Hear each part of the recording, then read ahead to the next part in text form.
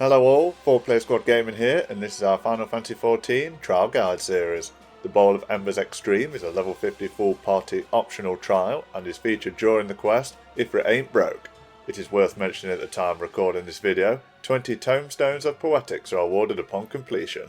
Extreme difficulty is much more challenging than hard, and good knowledge of mechanics are essential. So without further ado, let's face off with the Lord of the Inferno, Ifrit. We can start this fight as normal with the main tank gaining enmity of Ifrit and facing it away from the party. To make our lives easier, we have placed waymarks at certain positions to help us with later mechanics. A is placed at 12 o'clock relative to north, B at 2 o'clock and C at 4 o'clock. The main tank should aim to stand at B and keep Ifrit facing them. The off tank should position closer to C while still in range, and the DPS and healers should position behind Ifrit for positional advantages. Vulcan Burst is an instant point-blank burst dealing low damage and knocking all players within melee range back. Tanks need to stand towards the outer edge to reduce the knockback and maintain uptime. Inferno Howl will mark one of the healers with Searing Wind. The affected healer will now need to stand at A, as this debuff will cause that player to Vulcan Burst every few seconds. Standing at A allows the player to still cast heals and not deal unnecessary damage to the rest of the party. Ifrit will rotate this between the healers to ensure that the healers bounce in and out of A as they are affected. The end of phase 1 is indicated by 4 infernal nails. As in the hard mode, this is our DPS check. The party must kill these as quickly as possible. However, in this version, each time a nail is killed, a short-lived vulnerability debuff will be added. It is recommended to wait a few seconds in between each kill to allow this debuff to drop off and not keep stacking, as this will cause the party huge damage. Ifrit will also use Eruption. This tainted ground AoE will explode, dealing large damage to anyone caught within. This will happen in one of 2 different rotations. Eruption will either be cast 3 times in succession on the damage dealers or only once on the off tank. Make sure you determine which rotation has been cast and avoid as necessary. This ability can no longer be interrupted, so use any movement enhancing abilities you have off cooldown to help. After the eruption rotations, the main tank mechanic will begin. Ifrit will cast Incinerate, a hard-hitting frontal elemental cleave to the main enmity threat. This will add a stacking debuff Suppuration.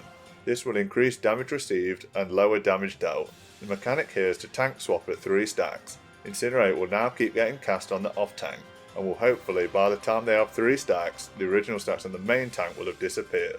This mechanic is very important. Any stacks over 3 will mean Incinerate deals huge damage to the tank. Avoid this and save your healers a heart attack. If the nails have been killed in time, when Ifrit jumps to cast Hellfire, this will be non-lethal damage. If you haven't killed the nails, this will be a party wipe. Get ready for phase 2. Depending on the party damage, a few mechanics can be skipped here, but I will explain them in case you encounter them. At the start of phase 2, Ifrit can cast Radiant Plumes, and in this version the only safe spots are at B and the other side of the room. The waymarkers help us identify where we need to stand to avoid this area-wide damage. At the start of each phase, Radiant Plumes will be cast, and the safe spots move slightly in between B and C, as shown here. This can be followed by a wave of Crimson Cyclone. 4 Ifrits appear and dash across the arena in line of sight, dealing damage to anyone caught in the path. The aim here is to stand next to the first spawned Ifrit and run around the outer edge as each Ifrit charges forward. Unfortunately for the healer stood at A, you are going to take a full Ifrit to the face. Make sure to get hit by 1 Ifrit and then stand perfectly still, as to avoid the other Ifrits. Eruptions will continue in this phase as before, as well as the Suppuration and Searing Wind debuffs. Deal with these accordingly. Infernal Nails will spawn, however this time we have 7. This is still a DPS check, and each kill will stack the vulnerability up debuff. Make sure to manage killing the nails with waiting for the debuff to fall off. In this phase, the off tank and the DPS player will be chained together with Infernal Fetters. This debuff will cause more damage the further apart you are from each other. To deal with this, it is recommended this DPS and off tank stay close to Ifrit and kill the Infernal Nails closest, so that you can tank swap if necessary. Get ready for Hellfire again and the start of phase 3. In this phase, the mechanics are identical to phase 2. Again, depending on the damage, we can skip the Radiant Plume and Crimson Cyclone mechanics. The only major difference in this phase are the Infernal Nails. In this phase we have 13, with the central nail being much larger in terms of size and health pool. We need to manage killing each nail with the stacking debuff, and we must ensure that all nails are killed. Doing all of this whilst avoiding the healer at A pulsing out damage and whilst dealing with Suppuration. This phase can be very tricky, and great mobility is required. It is highly recommended to use your Limit Break 3 on the central nail. Whilst it won't kill it with one shot, it will certainly deal the majority of its health, allowing for an easier stage. All nails need to be killed to avoid the wipe from Hellfire. Welcome to Phase 4. The mechanics continue to rotate, and now we will have no further infernal nails. Instead, you must kill Ifrit in this phase, otherwise the final ultimate Hellfire will wipe the party. Use all cooldown abilities, and if you are lucky enough to still have your limit break, then use it now. Hopefully you won't go up in flames and will kill the Lord of the Inferno.